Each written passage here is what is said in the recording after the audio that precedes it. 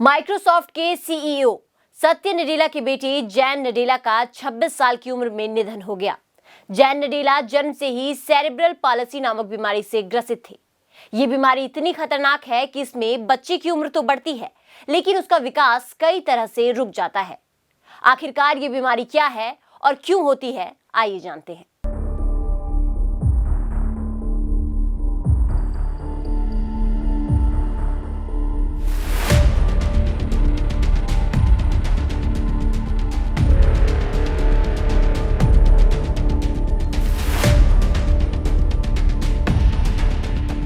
Microsoft के CEO सत्य नडेला के 26 वर्षीय बेटे जैन नडेला की सोमवार को मौत हो गई। जैन जन्म से ही सेरेब्रल पाल्सी नाम की बीमारी से पीड़ित थे। सत्य नडेला कई मौकों पर ये बात कह चुके हैं कि उनके जीवन में जैन का अहम रोल रहा है। उनके जन्म के बाद भी उनके जीवन में कई सकारात्मक बदलाव आए थे। दोनों के बीच तकनीक को लेकर काफी बातचीत होती थी। जैन जिस सेरेब्रल पाल्सी से जूझ रहे थे, भारत में उसके मामले बढ़ रहे हैं। एनसीबीआई की रिपोर्ट कहती है देश में 1000 में से 3 बच्चे इसी बीमारी से जूझ रहे हैं।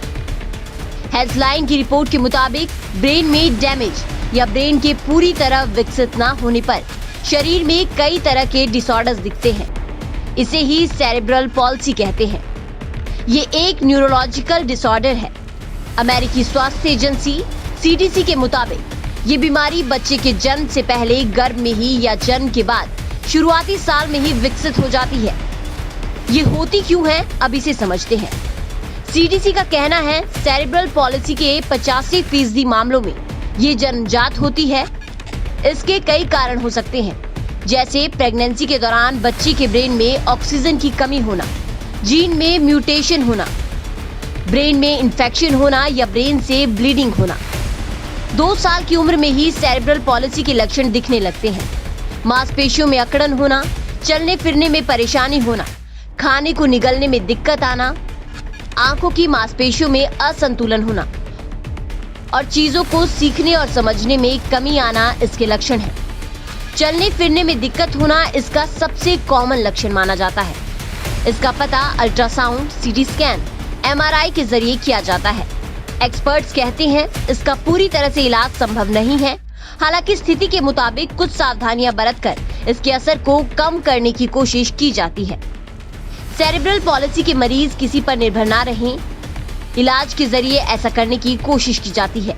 हेल्थलाइन की रिपोर्ट कहती है वयस्क होने के बाद इस बीमारी का खतरा नहीं रहता। इसके लक्षण जन्म के 2 साल के अंदर ही दिख जाते हैं। वहीं कुछ मामले ऐसे भी देखे गए हैं जिनमें जन्म से पहले ही इस बीमारी का पता चला है। इसलिए बच्चे के हाव भाव में किसी तरह का असामान्य बदलाव दिखने पर डॉक्टर से संपर्क करें।